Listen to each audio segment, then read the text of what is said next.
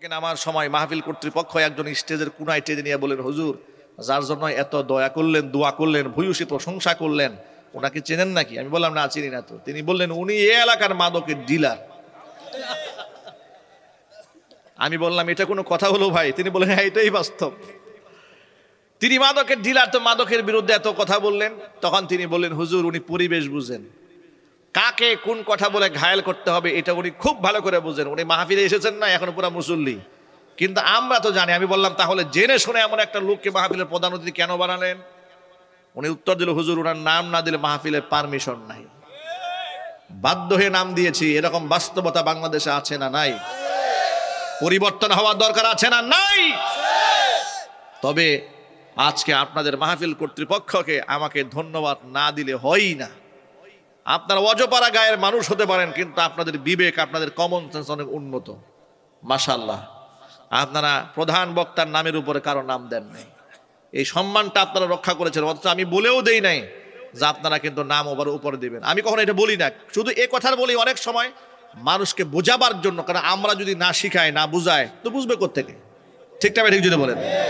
অনেকে এটা বুঝেও না যে এটা বেয়াদবি, এটা অনেকে বুঝেও না, কোরআন সুন্নাহর জ্ঞান না থাকার কারণে এটা বুঝেও না যে এটা একটা বেয়াদবি, যেটা আলেম আমরা দাওয়াতি মেহমান এনেছি, তার উপরে একজন জালেমের নাম থাকবে, যার নামাজ নাই, রোজা নাই, এরকম একটা মানুষের নাম থাকবে, মোটা করে তাও বড় করে তার উপর দিয়ে থাকবে। এটা অনেকে বুঝে না। আমি বলি যে কোনো আলেমের নাম যদি আমার নামের উপরে দেন কোনো অসুবিধা নাই। কোনো মসজিদে ইমাম সাহেবের নাম দেন, খতিব সাহেবের নাম দেন, পীর সাহেবের নাম দেন, আল্লাহর ওলিদের নাম দেন, কোনো অসুবিধা আছে ভাই? অথবা স্টেজের কোনো মুরব্বী আলেম দেন, অসুবিধা নেই। কিন্তু যে লোকটা আলেম নন, অন্ততপক্ষে সেই লোকটার তুলনায় একটা আলেমের সম্মান তো অবশ্যই বেশি। ঠিক না বেঠিক জুড়ে বলেন? কথাটা কেন বললাম শোনেন। ওই যে বললাম, মঞ্চে উনি মাদকের বিরুদ্ধে জাজালো বক্তব্য দিলেন। পক্ষান্তরে জাজালো বক্তব্য দেওয়ার পরে মাদকের বিরুদ্ধে বলেন, দোয়া তো আমি ইচ্ছা মতো করছি, কিন্তু পরক্ষণে শুনি এই লোক নাকি এই এলাকার মাদকের ডিলার। দুঃখ কারে কই বলেন তো ভাই? আমার প্রিয় ভাইয়েরা, সমাজের মধ্যে এরকম ধোঁকাবাজি, প্রতারণা চলতেই থাকে। ওই যে এক লোক বলেছে দৈনিক নাকি 70-80 রাকাত নফল নামাজ পড়ে। কি জাতীয় সংসদে দাঁড়ায় বলে নাই? দৈনিক 70-80 রাকাত নফল নামাজ পড়েছে। আলেমুল আমাদেরকে বলেছে, আয় তোর হেফাজত, তোর জামাত, তোর এই সেই, তোর এই সমস্ত কথা বলে আলেমদেরকে ব্যঙ্গ করেছে। আর বলেছে খেলা হবে, খেলা হবে। যখন আলেমুল আমার খেলা শুরু করেছে, তখন উনি দেশ ছেড়ে পালাই গেছে। ঠিক টাইমে একজন বলেন। ভাইরা মনে আঘাত নিয়েন না, আলেমদেরকে কোনো শত্রু বানাবেন না। আলেমরা আপনাদের শত্রু নয়, আলেমরা আপনাদের বন্ধু। আলেমরা আপনাদের বৈশ্বিক বিপদে যখন পড়েন, সবার আগে আলেমরাই দাঁড়িয়ে যায়। আবার আপনার ইমান হেফাজতের জন্য আলেমের ভূমিকাটা কত লক্ষ্য করেন। এই যে বাংলাদেশে যখন দুর্ভিক্ষ হয়, বাংলাদেশে যত জায়গার মধ্যে ঝড় হয়েছে, জলোচ্ছ্বাস হয়েছে, সিডর হয়েছে, আয়লা হয়েছে, করোনা হয়েছে, এরপরে আপনার বিভিন্ন জায়গার মধ্যে বন্যা দেখা দিয়েছে, মানুষ ক্ষতিগ্রস্ত হয়েছে। ক্ষতিগ্রস্ত মানুষের পাশে সবার আগে ত্রাণ নিয়ে আলেমরাই দাঁড়িয়েছে।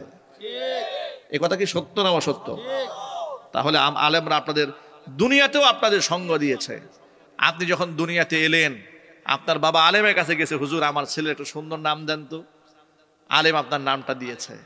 আপনার মা আবদার করেছে, হুজুর আমার মেয়ের একটা সুন্দর একটা নাম দেন, হুজুর নাম দিয়েছে। আপনি যখন দুনিয়াতে এসেছেন, আপনার জন্য হুজুর দোয়া করেছে, আকিকা করে দোয়া করেছে। তাহলে হুজুর আপনার কত আপন।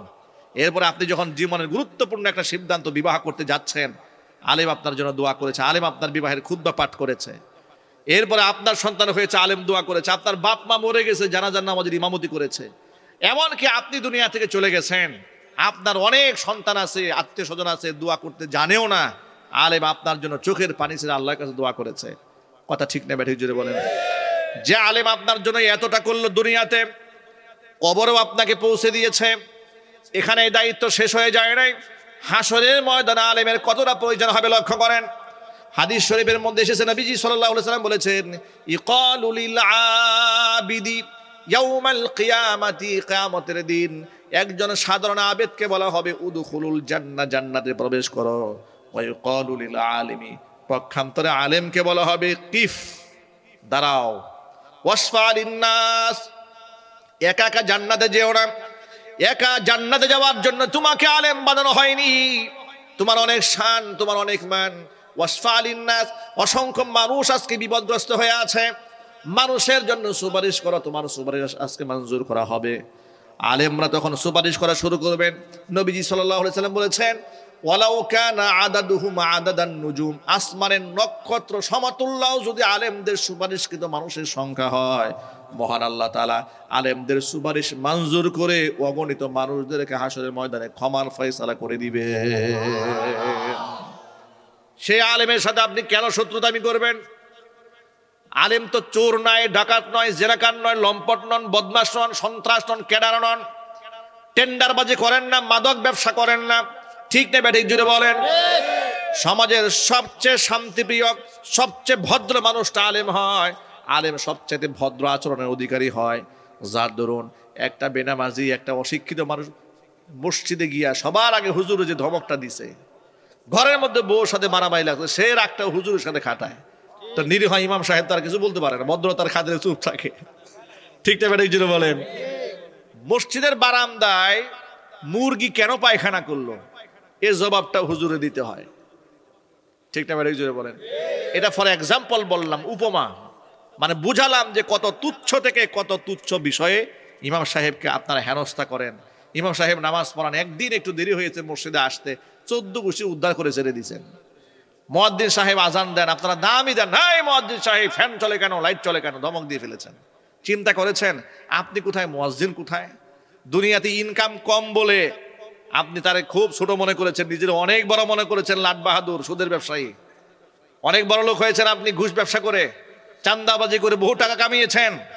এই টাকা আপনার জন্য অভিশাপ, এটা আপনার জন্য নিয়ামত নয়। ঠিক না ব্যাঠিক জুড়ে বলেন? আপনি মুয়াজ্জিন সাহেবকে ধমক দিয়েছেন, কেন ধমক দিয়েছেন? আপনি এর সম্পর্কে, মর্যাদা সম্পর্কে জানেন? আপনি মুয়াজ্জিন সাহেব যে হাইয়া আলাস সালাহ বলে, হাইয়া আলাল ফালাহ বলে, তার সম্মানটা কত উঁচু আপনি জানেন? নবী করিম সাল্লাল্লাহু আলাইহি সাল্লাম বলেছেন, যে মুয়াজ্জিন 7 বছর আল্লাহর সন্তুষ্টি কল্পে আযান দেয়, কিয়ামতের ময়দানে আল্লাহ রাব্বুল আমিন এই মুয়াজ্জিনের কোনো হিসাব নেবেন না, বিনা হিসাবে আল্লাহ তাআলা জান্নাত দিয়ে দিবে। আরেকটা বর্ণনার মধ্যে আছে, 12 বছর যদি কোনো মুয়াজ্জিন আল্লাহর জন্য দাওয়াত দেয়, আল্লাহ তাআলা তাকে জান্নাত দিয়ে দেবেন। নবীজি সাল্লাল্লাহু আলাইহি সাল্লাম বলেছেন, কাল হাসরের ময়দানে মুয়াজ্জিনের গলা সমস্ত মানুষের উপর আল্লাহ তাআলা উঁচা করে দিবেন। মুহাদ্দিসরা দুইটা ব্যাখ্যা করেছেন, মুয়াজ্জিনের কল্লা উঁচা থাকবে, মানে সত্য সত্যই উঁচা থাকবে, কুদরতি পাবে, একটা ব্যাখ্যা করেছেন মুহাদ্দিসরা আরেকটা ব্যাখ্যা করেছেন, কল্লা উঁচা থাকবে মানে তার সম্মান মর্যাদাকে আল্লাহ পাক উঁচা বানায় দেবেন। আর সেই মুয়াজ্জিন সাহেবকে আপনি 3 বেলা ধমক দেন, আমাদের তো লজ্জা হওয়া উচিত। ঠিক না ভাই? আচ্ছা, মসজিদ পরিষ্কার করা, ঝাড়ু দেওয়া কি খারাপ কাজ? আরো জোরে বলেন। এটা নবীদের কাজ। কার কাজ? জাতির পিতা ইব্রাহিম আলাইহিস সালাতু ওয়াস সালামকে বলেছেন, ওয়াতাহহির বাইতিয়া লিত-তাইফিনা ওয়াল আকিফিনা ওয়ার রুকআইস সুজুদ। ও আমার খলিল, তাহহির বাইতিয়া লিত-তাইফিনা ওয়াল আকিফিনা ওয়ার রুকআইস সুজুদ, রুকুকারী, সিজদাকারী, তোয়াফকারী, সুবহানাল্লাহ কোন। আপনি এদের জন্য আমার ঘরকে পবিত্র রাখুন। ইব্রাহিম আলাইহিস সালাতু ওয়াস সালাম আল্লাহর ঘর বাইতুল্লাহকে পাক এবং সাফ রেখেছেন, পবিত্র রেখেছেন তোয়াফকারীদের জন্য। নবীরা আল্লাহর ঘর পরিষ্কার পরিচ্ছন্ন রেখেছেন, সেই দায়িত্ব খাদেম সাহেব করছেন, মুয়াজ্জিন সাহেব করছেন, গ্রামগঞ্জের সাধারণ নিরীহ ইমাম সাহেবরা করছেন। এত বড় দায়িত্ব যিনি পালন করছেন, আপনি তার ব্যঙ্গ করেন, বিদ্রুপ করেন। আপনি বলেন মোল্লার দর মসজিদ পর্যন্ত, আল্লাহর কসম মোল্লার দর শুধু মসজিদ পর্যন্ত নয়, মোল্লার দর আল্লাহর জান্নাত পর্যন্ত। সুতরাং আলেমদের সাথে বিদ্বেষ নয়, মহাব্বত রাখেন। এই দুনিয়াতে যার সাথে যার মহাব্বত, পরকালে তার সাথেই তার কিয়ামত। আবু দারদা রাদিয়াল্লাহু তাআলা আনহু থেকে বর্ণিত হাদিস, আন আবি দারদা রাদিয়াল্লাহু তাআলা আনহু আন্নাহু ক্বাল কুন আলিমান। আলেমদের এত মর্যাদা, সম্ভব হলে নিজে আলেম হয়ে যাও। আলেম হতে পারো না, আও মুতাআল্লিমান, আলেমের ছাত্র হও। তাও পারো না, আও মুস্তামিআন, আলেমের শ্রোতা হও। তাও পারো না, ও মুহিব্বান, আলেমকে ভালোবাসো। ওয়ালা তাকুনিল খামিস, 5 নাম্বার হয়েও না। ফাতাহালিক, তুমি ধ্বংস হয়ে যাবে। মানে খবরদার তুমি আলেম বিদ্বেষী হয়ে যাও না, তাহলে তোমার ধ্বংস অনিবার্য। পৃথিবীর ইতিহাস তাই বলে, আলেম বিদ্বেষী হয়েছে যারা, ধ্বংস হয়েছে তারা। আলেম বিদ্বেষী হওয়া যাবে? আল্লাহ তাআলা বুঝার তৌফিক দান করেন। জোরে কোন আমিন। ভাইরা আমার, আলোচনা অনেক লম্বা, শাখা প্রশাখায় ছড়িয়ে পড়েছে, মূল কথায় ফিরে যায়। নবী করিম সাল্লাল্লাহু আলাইহি ওয়াসাল্লাম বিচার ব্যবস্থাপনায় বসেছেন। আল্লাহর নবী সাল্লাল্লাহু আলাইহি ওয়াসাল্লাম যে বিচার করবেন সেই বিচারের মধ্যে ভুল হওয়ার সম্ভাবনা আছে, স্বজনপ্রীতি হওয়ার সম্ভাবনা আছে? নবী করিম সাল্লাল্লাহু আলাইহি ওয়াসাল্লাম সাহাবীর ব্যাপারে পরীক্ষা করলেন, দেখো তো মাইজ ইবনে মালিক আল আসলামের মুখের মধ্যে নাক লাগাইয়া যে সে মদ খেয়েছে কিনা। সাহাবায়ে কেরাম চেক দিলেন, না হে আল্লাহর রাসূল, সে মদ্যপান করে নাই। হুজুর তাকে মৃত্যুদণ্ড দেওয়ার জন্য হুকুম করলেন। কোমর পর্যন্ত মাটির মধ্যে দাবিয়ে দেওয়া হলো। সাহাবায়ে কেরাম চতুর্দিক থেকে পাথর নিক্ষেপ করে তাকে হত্যা করছে। এমন সময় তার গা থেকে এক ফোঁটা রক্ত ফিনকি দিয়ে বের হয়ে নবী করিম সাল্লাল্লাহু আলাইহি ওয়াসাল্লামের সাহাবী খালিদ বিন ওয়ালিদ রাদিয়াল্লাহু তাআলা আনহু গায়ের মধ্যে লেগেছে। খালিদ বিন ওয়ালিদ রাদিয়াল্লাহু তাআলা আনহু ধিক্কার দিয়ে বলেছেন, মাইজ ইবনে মালিক, তোর জন্য ধিক্কার, তোর মতো একটা নাপাক মানুষের রক্ত আমার গায়ে লেগেছে, জিনাকার মানুষের রক্ত আমার গায়ে লেগেছে। নবী করিম সাল্লাল্লাহু আলাইহি সাল্লাম খালিদ বিন ওয়ালিদ রাদিয়াল্লাহু তাআলা আনহু কি ধমকে সরে বললেন, খালিদ, তোমরা মাইজ ইবনে মালিক আল আসলামীকে ধিক্কার দিও না, তার তওবা আল্লাহর কাছে এমন ভাবে কবুল হয়েছে, মঞ্জুর হয়েছে, ৭০ জন গুনাহগার মানুষকেও যদি তার তওবার বিপরীতে দাঁড় করায় দেওয়া হয়, মহান আল্লাহ রাব্বুল আলামিন একজনের তওবার বিনিময়ে ৭০ জনকে মাফ করে দিতে। ভাইরা আমার, এই কথাটা আপনাদের পেছনে, আপনাদের সামনে বলার উদ্দেশ্য কি, শিক্ষাটা কি?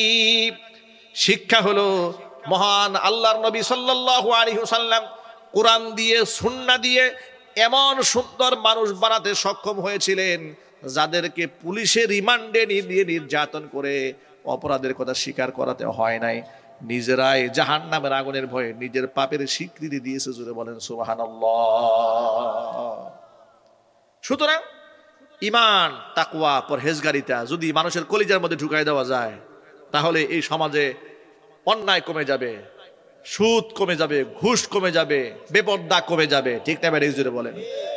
তাহলে যে ব্যভিচার করা, যে ব্যভিচার করলে দুনিয়াবি শাস্তির বিধান আছে, নবী করিম সাল্লাল্লাহু আলাইহি ওয়াসাল্লাম বলেছেন, আমি যখন জান্নাত এবং জাহান্নাম আমাকে দেখানো হয়েছে, হুজুরকে আল্লাহ জান্নাতও দেখিয়েছেন, জাহান্নামও দেখিয়ে, তিনি বলেন আমি জাহান্নামের কিছু শ্রেণীর লোকদেরকে দেখেছি, বিরাট একটা চুলার মধ্যে উলঙ্গ নারী পুরুষকে জ্বালানো হচ্ছে। আমি জিজ্ঞেস করলাম, জিবরাইল এরা কারা? জিবরাইল আলাইহিস সালাতু ওয়াস সালাম বললেন, আল্লাহর হাবিব, এরা হচ্ছে আপনার উম্মতের ওই সমস্ত মানুষেরা যারা বিবাহ বহির্ভূত অবৈধ যৌন মিলন করেছে। তাহলে ব্যভিচার করা এটা কত বড় ভয়ঙ্কর গুনাহ। কিন্তু আল্লাহ রাসূল কি বলে জানেন? হুজুর বলেন, সুদ খাওয়া নিজের মায়ের সাথে জিনা করা।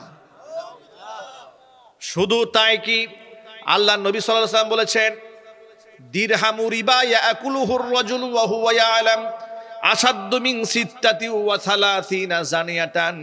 জেনে শুনে যদি 1 টাকা কেউ সুদ খায়, তাহলে 36 বার ব্যভিচার করলেই যে গুনাহ হয়, আমল নামার মধ্যে সেই গুনাহ লিখিত হয়ে যায়।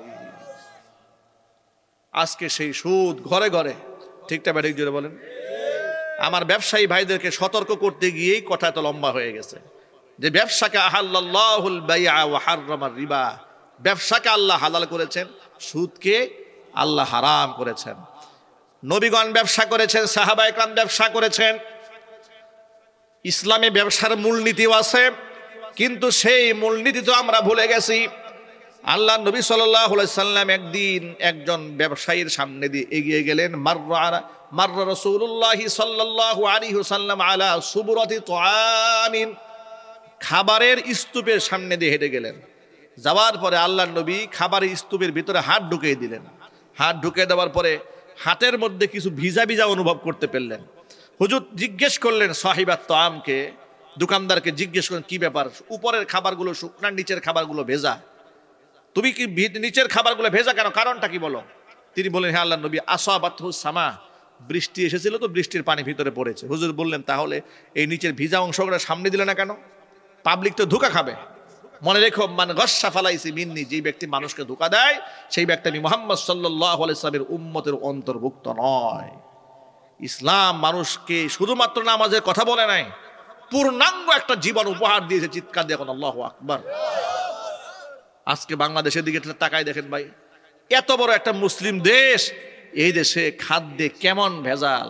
মাছ কিনবে মাছে ভেজাল, ঘুষ কিনবে ঘুষে ভেজাল, ওজনে কম খাদ্যে ভেজাল, আছে না নাই জুড়ে বলেন? ফরমালিন দিয়ে খাবারের 12টা বাজিয়ে ছেড়ে দিয়েছে। সব কিছুর মধ্যে ভেজাল দিয়ে দিয়েছে। এরপরে আপনার যত প্রকারের আপনার কসমেটিক্স প্রোডাক্টগুলো আছে, মেড ইন জিনজিরা, বিদেশি প্রোডাক্ট সব ঘরে বসে বানাই ফেলতেছে। ওদিন দেখলাম যে চকলেট বানাচ্ছে ঘরে বসে, বিদেশি ব্র্যান্ডের চকলেট। জনসন লোশন বানাচ্ছে, ঘরের দাম থেকে বের করতে আছে, সমানে ঢুকাইতেছে। নাউজুবিল্লাহ পড়েন। বানাচ্ছে সব ঘরে বসে বানাই ফেলতেছে, সাপ্লাই দিচ্ছে, মুসলমানরা কিনছে, বিক্রি করছে। বিচার কি আল্লাহর দরবারে আছে না ভাই? এই যে ধোঁকা দিচ্ছেন, আল্লাহর দরবারে কি হিসাব নাই? আছে। আল্লাহ পাক যেন আমার ব্যবসায়ী ভাইদেরকে সতর্ক হওয়ার তৌফিক দান করেন। কৃত্রিম ক্রাইসিস তৈরি করবেন না। নবী করিম সাল্লাল্লাহু আলাইহি ওয়াসাল্লাম বলেছেন, খাদ্য গুদামজাত করে যেই ব্যক্তি কৃত্রিম ক্রাইসিস তৈরি করে, যারা কৃত্রিম সংকট তৈরি করে এই বাজার দরের মধ্যে, ওই সমস্ত ব্যক্তিদেরকে তো আল্লাহ তাআলা পরকালে ভয়ঙ্কর শাস্তি দেবেন। দুনিয়ার শাস্তি হচ্ছে জীবনেও তার অভাব দূর হবে না। খুব সাবধান, আল্লাহ তাআলা এগুলো থেকে, গজব থেকে এই জাতিকে হেফাজত করেন। আল্লাহ তাআলা আমার ব্যবসায়ী ভাইদেরকে ঈমানদারিতার সাথে, আমানতদারিতার সাথে ব্যবসা পরিচালনা করার তৌফিক দান করেন। একটা হাদিস বলে আলোচনা আমি শেষ দিকে নিয়ে যাব। নিঃসন্দেহে আপনাদের কষ্ট হচ্ছে, অনেক ঠান্ডা কষ্ট হচ্ছে ভাই। নবী করিম সাল্লাল্লাহু আলাইহি সাল্লাম, বুখারীতে হুজুর একটা হাদিস এসেছে, ইমাম বুখারী রাহমাতুল্লাহি আলাইহি হাদিসটা এনেছেন। বর্তমান সমাজের ব্যবসায়ী আর তৎকালীন যুগের ব্যবসায়ী পার্থক্য বোঝার জন্য এই হাদিসটা শোনেন। নবী করিম সাল্লাল্লাহু আলাইহি সাল্লাম বললেন, দুই ব্যবসায়ীর মধ্যে, এক ব্যবসায়ী আর ক্রেতার মধ্যে লেনদেন হলো জমি সংক্রান্ত লেনদেন। এক ব্যবসায়ী জমিন বিক্রি করেছে, আরেক ব্যক্তি জমিন কিনেছে। জমিন যিনি কিনে নিয়েছেন, টাকা পরিশোধ করে দেওয়ার পরে ওই জমিন আবাদ করতে গিয়ে জমিনের ভেতর থেকে একটা স্বর্ণ ভর্তি কলস পেলেন। কি ভর্তি? স্বর্ণ ভর্তি। সেখানে দিনার দিরহাম স্বর্ণের মুদ্রা আছে। এখন ক্রেতা মনে মনে ভাবলেন যে আমি তো জমিন কিনেছি, স্বর্ণ টর্ণ তো আমি কিনি নাই, তাহলে এই স্বর্ণের মালিক হচ্ছে যিনি জমিনওয়ালা, তিনি। এবার তিনি তাকে চলে গেলেন, তার কাছে গিয়ে বলছে, ভাই জমিন তো কিনেছি আপনার কাছ থেকে, কিন্তু এই কলস তো আমি কিনি নাই, স্বর্ণ তো কিনি, সব আপনি নিয়ে নেন। এখন উনি বিক্রেতা বলতেছে যে না, আমি জমিন বিক্রি করেছি মানে আমি সব বিক্রি করে দিয়েছি। আল্লাহু আকবার বলেন। আচ্ছা, এমন ঘটনা যদি বর্তমান জমানায় ঘটতো, কি বলেন আপনারা? তারা বলতে পৃথিবী একদিকে আমি একদিকে, এটাকে কোনোভাবে প্রকাশ করা যাবে না। ঠিক না ঠিক? আর যদি প্রকাশিত হয়েও যেত, তাহলে জমি বিক্রেতার বাবারও সাহস না এটা দাবি করার।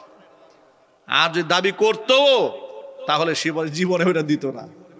ঠিক কিনা বলেন? অথচ দেখেন তারাও ব্যবসায়ী। এখন ব্যবসায়ী বলে এটা আমার না, ক্রেতা বলে এটা আমার না, কেউ নেবে না। এখন অবস্থা এমন হলো যে এই স্বর্ণ কে নেবে, এখন কেউ নিচ্ছে না। আর সেটা এমন জামানা, যেই জামানায় মানুষ কে কাকে জাকাত দেবে খুঁজে বেড়াতো, চিৎকার দেখুন আল্লাহু আকবার। এমন একটা জমানা এটা। আর আপনি জাকাত তো দূরে কথা, 10টা চকলেট দেন না, এখানে মারামারি লাগবে এখানে। ঠিক না ঠিক বলে?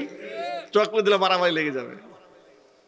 এবার এই বিচার চলে গেল কাজীর কাছে। কাজী মনে মনে ভাবলেন, আশ্চর্যজনক ইমানদার, সুবহানাল্লাহ। উনি বলে স্বর্ণ আমার না, উনি বলে স্বর্ণ আমার না, তোর স্বর্ণ কার? বলে আমাদের কারো না। তাহলে তুমি কি ফয়সালা করে শুনি? তিনি বললেন, আচ্ছা তোমাদের ঘরে ছেলে মেয়ে আছে? একজনে বলো, হ্যাঁ আমার ঘরে একটা বিবাহের উপযুক্ত ছেলে আছে। তোমার ঘরে কয় বিবাহের উপযুক্ত মেয়ে আছে। এক কাজ করো, দুজনে যেন টাটকা ইমানদার, আর দুজনে ঘরে উপযুক্ত ছেলে মেয়ে আছে বিবাহ দেওয়ার জন্য, উভয়েই বিবাহ বন্ধনে আবদ্ধ করে দাও, আর এদের বিবাহের পিছনে যত খরচ আছে এই টাকা দিয়ে মিটিয়ে দাও। একটু জোরে কোন সুবহানাল্লাহ। তারা ব্যবসায়ী ছিলেন, আমরাও ব্যবসায়ী। তারা ক্রেতা ছিলেন, আমরাও ক্রেতা। আমরা মানুষকে ধোঁকা দিই। টাকা দেওয়ার সময় বলে 500 টাকা বেশি দিয়ে ফেলেছে।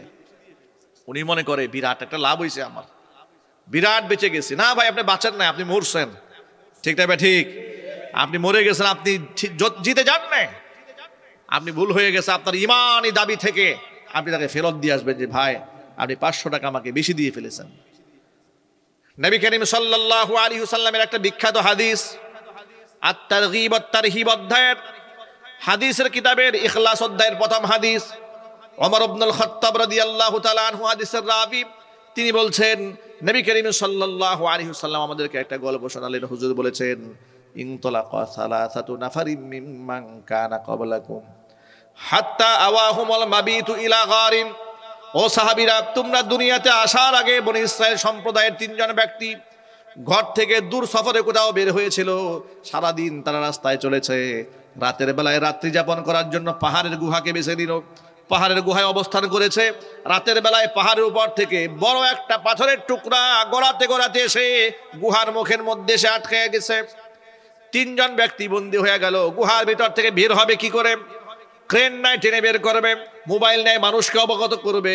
তারা মনে মনে ভাবলেন, এখানে যদি আমরা মরে গলে পচে হাড্ডিসার হয়ে যায়, পৃথিবীর কেউ জানতে পারবে না, সাহায্য করতে পারবে না। তবে যেখানে কেউ সাহায্য করতে পারেন না, সেখানে একজন সাহায্য করতে পারেন, তিনি কে? এই বিশ্বাস নিয়ে তিনজনে পরামর্শ করলেন, আসো আমরা কাজ করি। সেই কাজটা কি? জীবনে যত ভালো কাজ করেছি, আল্লাহ সন্তুষ্টি কলবে যা করেছি, সেই ভালো কাজের বিনিময়ে আল্লাহর কাছে সাহায্য প্রার্থনা করব। নিঃসন্দেহে মহান আল্লাহ তাআলা আমাদেরকে বিপদ থেকে উদ্ধার করে দিবেন। প্রথম ব্যক্তি আল্লাহর কাছে হাত তুলেছে, রব্বুল আলামিন, আমার ঘরে বৃদ্ধা মা আছে, বৃদ্ধ বাবা আছে, প্রতিদিন মা বাবার মুখে খাবার আগে তুলে দেই, এরপরে আমার সন্তানদেরকে খাবার খাওয়াই। বাপ মাকে খাবার খাওয়াবার আগ পর্যন্ত আমি সন্তানদের মুখে খাবার তুলে দেই না। জোরে কোন আল্লাহু আকবার। বাবা মার প্রতি এমন শ্রদ্ধা ভালোবাসা প্রত্যেকটা সন্তানের থাকা উচিত। আল্লাহ যেন আমাদের তৌফিক দেন। জোরে জোরে কোন আমিন। লোকটা বলে, একদিন বাড়ি ফিরতে আমার দেরি হয়ে গেল, এসে দেখি আমার মা ঘুমায় পড়েছে, বাবা ঘুমিয়ে পড়েছে, সন্তানরা না খেয়ে আছে। সন্তানরা পায়ের কাছে ছটফট করছে ক্ষুধার যন্ত্রণায়। আব্বা যান, সব সময় তো দাদা দাদিকে আগে খাবার দেন, আজকে আমাদেরকে দিয়ে দেন, তিনি ঘুমিয়ে পড়েছেন। তিনি বললেন, না, আমি নাসরবান্দা, বাবা মার মুখে খাবার দেওয়ার আগ পর্যন্ত সন্তানকে দেব না, দাঁড়িয়ে রইলাম। আমি সারা রাত দুধের পেয়ালা নিয়ে বাবা মার শিয়রে দাঁড়িয়ে আছি, ডাক দিলাম না, ঘুমে ডিস্টার্ব হবে। সকালবেলা ঘুম ভাঙার পরে বাপ মার মুখে আগে খাবার তুলে দিয়েছি, এরপরে সন্তানদের মুখে খাবার তুলে দিলাম। রব্বুল আলামিন, এই কাজটা যদি একমাত্র তোমার খুশির জন্য করে থাকি, মেহেরবানি করে আজকে যে বিপদের মধ্যে আমরা পড়েছি, এই বিপদ থেকে তুমি আমাদেরকে উদ্ধার করে নাও। নবীজি সাল্লাল্লাহু আলাইহি ওয়াসাল্লাম বলেছেন, ব্যক্তি দোয়া করতে দেরি হয়েছে, আল্লাহর কাছে কবুল হতে দেরি হলো না, সাথে সাথে বিহাত আকারের সেই পাথরটাকে কিঞ্চিত পরিমাণ আল্লাহ তাআলা আপন কুদরতে দূরে সরিয়ে নিয়েছেন। কিন্তু যতটুকু সরেছে একজন বের হওয়া সম্ভব নয়। দ্বিতীয় ব্যক্তি আল্লাহর কাছে হাত তুলে বললেন, রব্বুল আলামিন, আমার এক সুন্দরী চাচাতো বোন ছিল, আমি খুব প্রেমাসক্ত ছিলাম তার, বহুবার তাকে আমি কুপ্রস্তাব দিয়েছি, কখনো সে রাজি হয় নাই। এলাকার মধ্যে দুর্ভিক্ষ দেখা দিলে আমার সেই বোনটা সাহায্যের জন্য আমার বাড়ি এলো, আমি এটাকে সুবর্ণ সুযোগ মনে করলাম, তাকে বললাম টাকা দেব, কিন্তু শর্ত রাজি হতে হবে। আমার বোনটি নিরুপায় হয়ে রাজি হয়ে গেল। নির্ধারিত সময় যখন তার সাথে আমি মিলিত হতে গেলাম, 100 স্বর্ণ মুদ্রা তাকে দিলাম। একান্তে মিলিত হতে যাওয়ার সময় আমার বোন আমাকে বলছে, ইত্তাকিল্লাহ, ভাই তুমি আল্লাহকে ভয় করো, বিবাহ বহির্ভূত অবৈধ যৌন সঙ্গম হারাম, হারামকে হালাল বানিও না। আমাকে যখন তোমার ভয়ের কথা বলেছে রব্বুল আলামিন, একটি টাকাও ফেরত নেই নাই, তাৎক্ষণিক সেখান থেকে আমি বের হয়ে চলে এসেছিলাম। তামাম পৃথিবীর কেউ জানে না, একমাত্র তুমি জানো। রব্বুল আলামিন, এটা যদি একমাত্র তোমার খুশির জন্য করে থাকি, মেহেরবানি করে আজকের বিপদ থেকে আল্লাহ তুমি আমাদেরকে উদ্ধার করে নাও। আল্লাহ নবী বলেন, দোয়া করতে দেরি হয়েছে, আল্লাহর কাছে কবুল হতে দেরি হলো না। তাৎক্ষণিকভাবে আল্লাহ তাআলা পাথরটাকে কিঞ্চিত পরিমাণ দূরে সরিয়ে নিলেন। এখন কিছুটা আলো বাতাস ঢুকতে শুরু করেছে, অক্সিজেন ঢুকতে শুরু করেছে, তাদের মধ্যে আশার সঞ্চার হলো। আল্লাহ পাক আমাদেরকে না খাইয়ে মারবেন না এখানে। এবার তৃতীয় ব্যক্তি আল্লাহর কাছে হাত তুলেছে, এটাই হচ্ছে আমাদের আলোচনার মূল, টু দ্য পয়েন্ট, এটা খেয়াল করেন। তিনি আল্লাহর কাছে হাত তুলে বলছে, রব্বুল আলামিন, আমার বাড়িতে দিন মজুর লোকেরা কাজ করেছে, ক্ষেত খামারে কাজ করেছে, সকলকে পারিশ্রমিক দিয়ে বিদায় দিয়েছি, একজন ব্যক্তিকে পারিশ্রমিক দিয়ে বিদায় করতে পারিনি, চলে গেল। আমি সেই গরিবের টাকা, দিন মজুরের টাকা নিয়ে পেরেশান হয়ে গেলাম। আমি তার বহুত খোঁজাখুঁজি করে পেলাম না, কিন্তু টাকা দেওয়া কি করব? তখন ওই ব্যক্তির নামে ওই টাকা দিয়ে একটা ছাগল কিনলাম। ছাগলের বাচ্চা হলো, বিক্রি করলে আবার গাবি কিনলাম, গাবির বাচ্চা হলো, বিক্রি করে উট কিনেছি। এভাবে ছাগল, ভেড়া, বকরি, দুম্বা, গরু, মহিষ দিয়ে বিরাট একটা সম্পদের পাহাড় হয়ে গেল। দীর্ঘদিন পরে ওই লোকটা এসেছে আমার বাড়িতে, আমার কাছে তার পাওনা মিটায় নেওয়ার জন্য। তাকে বললাম, ভাইজান, তোমার পাওনা মরুভূমির দিকে তাকাই দেখো, যত ভেড়া, বকরি, উট, দুম্বা দেখা যায় সব তোমার, সব নিয়ে যাও। লোকটা অবাক হয়ে আমাকে বললো, আতাস্তাহজি উবি, তুমি কি আমার সাথে উপহাস করো, ঠাট্টা করো? আমি পাবো সামান্য কিছু টাকা, তুমি আমাকে এত কিছু দেখাই দিচ্ছ। লোকটি তখন বললেন, আমি বললাম রব্বুল আমিন, তখন তারে বললাম তোমার টাকা দিয়ে আমি তিল তিল করে করেছি, এগুলো আমার নয়, তুমি নিয়ে যাও। লোকটা সব নিয়ে গেল, কিচ্ছু রেখে যায় নাই। রব্বুল আমিন একমাত্র তোমার সন্তুষ্টি কল্পে যদি কাজটি আমি করে থাকি, মেহেরবানি করে আজকের বিপদ থেকে আমাদেরকে তুমি বাঁচায়া দাও। নবীজি সাল্লাল্লাহু আলাইহি সাল্লাম বলেছেন, তৃতীয় ব্যক্তি দোয়া করতে দেরি হয়েছে, আল্লাহ তাআলা দোয়া কবুল করতে দেরি করেন নাই।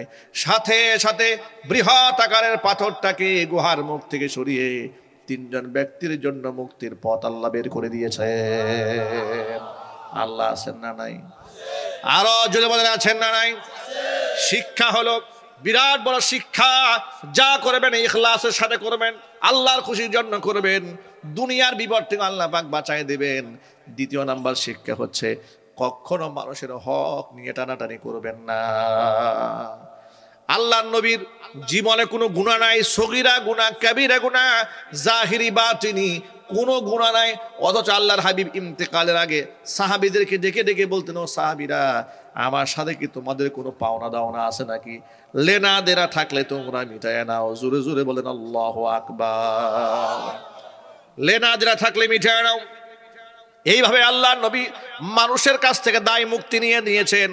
অথচ যিনি জীবনে মানুষের হক নষ্ট করেন নাই, একটা সগীরা গুনাহ যাকে স্পর্শ করে নাই, বেগুনাহ মাসুম। জোরে বলেন সুবহানাল্লাহ। শিক্ষা হলো আমার সকল ভাইদের জন্য, ভাইয়েরা আমার, খবরদার আমরা মানুষের হক নষ্ট করব না। আল্লাহর হক এবং বান্দার হক দুটি আমরা আদায় করব। আল্লাহ পাক যেন আমাদের বুঝার এবং আমল করার তৌফিক দান করেন। সকলে জোরে বলেন আমিন। আল্লাহ পাক যে কথাগুলো আপনাদের সামনে উপস্থাপন করেছি, সবার আগে আমাকে, আমার ভাইদেরকে, মা বোনদেরকে, সকলকে আমল করার তৌফিক দান করেন। আল্লাহ পাক এই মাহফিলকে কবুল করেন, এই মাদ্রাসাকে কবুল করেন। আল্লাহ পাক আমার ব্যবসায়ী ভাইদেরকে কবুল করেন, যুবক ভাইদেরকে কবুল করেন, মা বোনদেরকে আল্লাহ তাআলা কবুল করেন।